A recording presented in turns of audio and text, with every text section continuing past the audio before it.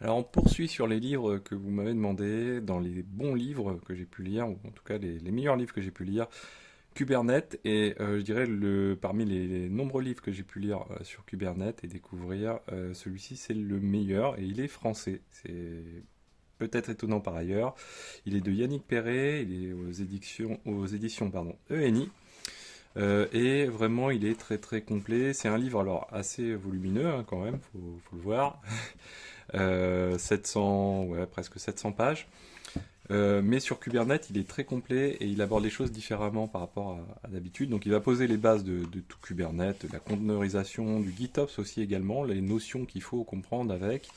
Et puis également, il va pas s'arrêter là, parce que Kubernetes, en fait, le souci c'est que souvent on s'arrête aux objets standards et on a fait le tour des objets et on pense que bah voilà, on est formé à Kubernetes avec ça.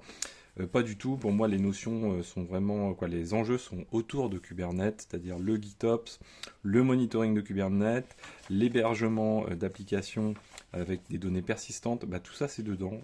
Donc, si vous regardez un petit peu, on a vu du Helm, on a la gestion de packages, on a aussi les installations avec Kubespray aussi. Donc ça, c'est assez cool.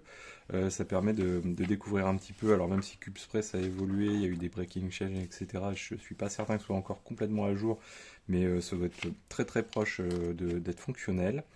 Beaucoup de choses aussi en lien avec le manager ou non manager, donc ça c'est assez pratique.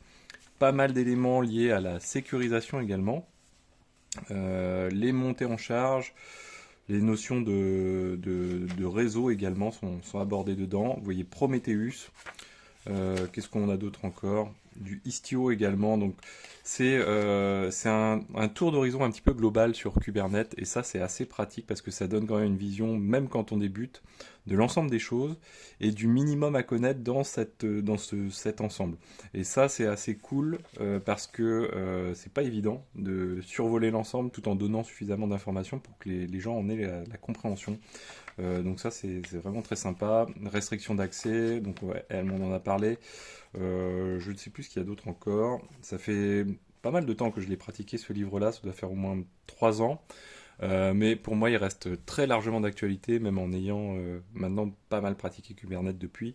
Il est vraiment extrêmement sympathique. Donc chez ENI, sans faire de pub, Yannick Perret, Kubernetes, gérer la plateforme de déploiement de vos applications conteneurisées. Voilà, amusez-vous bien. Ciao à tous.